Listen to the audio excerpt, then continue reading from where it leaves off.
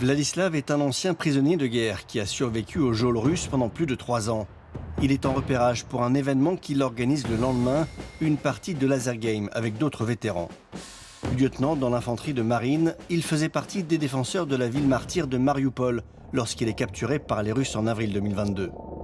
S'ensuivent de nombreuses séances de torture, il est battu mais aussi électrocuté. On veut lui faire avouer le meurtre de civils ukrainiens. Ils vous mettent un sac sur la tête, vous couchent sur le ventre, vous posent un pied dessus et vous attachent des fils aux doigts et aux orteils. Le courant traverse tout le corps. Si vous ne parlez pas, les fils sont alors connectés différemment, aux oreilles et enfin aux parties génitales. Et ça ne s'arrête pas là.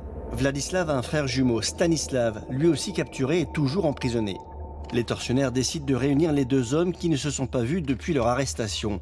Un soldat russe se met à frapper Vladislav, ses blessures se rouvrent. Mon pantalon est devenu tout rouge. Et mon frère l'a vu et il a dit « Arrêtez, il est blessé, ne le frappez plus ». Il s'inquiétait toujours pour moi. Il a répété « Arrêtez, je vais parler ». Puis ils l'ont emmené. Ce matin-là, j'ai vu mon frère pour la dernière fois. Des histoires comme ça, ses camarades en ont tous à raconter. Des traumatismes qui les poussent à s'isoler lorsqu'ils rentrent chez eux. C'est pour ça que Vladislav organise ce genre d'événement. Au début, la plupart des prisonniers de guerre restent confinés dans leur propre cercle. Ils communiquent uniquement avec ceux avec qui ils ont participé à des opérations de combat ou avec qui ils sont revenus de captivité parce qu'ils ne parviennent pas à dépasser ces limites. C'est le grand jour. Il y a de simples vétérans, des membres d'ONG pour faire le lien, mais surtout d'anciens prisonniers de guerre. Ivan était avec nous à Mariupol, mais dans une autre unité. J'étais garde-frontière et puis dans le groupe Oméga. La classe. À quelques mètres de là, la guerre a commencé. Une guerre pour le plaisir, sans haine ni tristesse, une forme d'exutoire. Pour moi, il n'y a rien de traumatisant ici. Tout cela, c'est un jeu. La mort de nos compagnons n'est pas réelle. Il n'y a donc pas de punition intérieure. Au contraire, on peut analyser les erreurs commises dans certaines actions. Écoute, on doit mieux choisir nos positions. Tu dois prendre le centre et monter au deuxième étage dès que possible.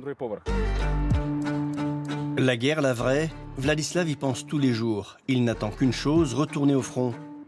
Mais sa hiérarchie le lui interdit pour l'instant. Je retournerai au front tôt ou tard, mais il y a des facteurs comme mon frère qui m'en empêchent. Parce que si je me réengage dans l'armée, ça pourrait avoir des répercussions sur lui en captivité. Les répercussions sur son frère donc, mais aussi sur sa propre guérison, sont un frein pour repartir. Vlad a passé plusieurs mois dans un centre de réhabilitation que voici. Nous sommes au Unbroken Center de Lviv. Ici, on répare physiquement et mentalement les anciens prisonniers. Passé l'euphorie des retrouvailles, il y a pour la plupart une longue période de dépression, les cauchemars, les trous de mémoire, tous ces nombreux symptômes post-traumatiques. Ils commencent à se disputer avec leur famille, avec leurs proches,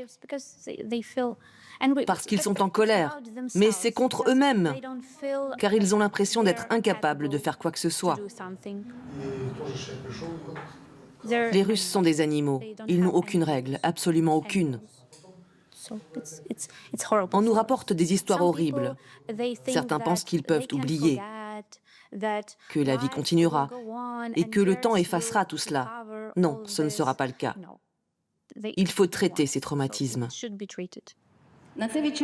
Nous retrouvons Vladislav au milieu d'une manifestation de soutien aux prisonniers de guerre. Des centaines de personnes viennent ici chaque samedi pour demander l'appui de la population, comme Alexandra, qui n'a aucune nouvelle de son mari capturé près de Soumy. Cela aide beaucoup. Le soutien moral est primordial dans une telle situation. 6 à 7 000 soldats ukrainiens seraient toujours aux mains des Russes. Parmi eux, bien sûr, le frère jumeau de Vladislav. J'ai accroché la banderole qui représente mon frère chez moi, près de mon lit. Et à chaque fois que je me réveille, je réalise qu'il est toujours en captivité. Je serai 100% guéri quand il sera à mes côtés, parce qu'il fait entièrement partie de moi. Vladislav vient d'apprendre que son frère est emprisonné à Toretsk, dans le Donbass. Le savoir en vie le rassure un peu, tout comme la présence de nombreux manifestants. Car comme le rappellent toutes ses épouses, ses mères et ses filles, l'indifférence tue.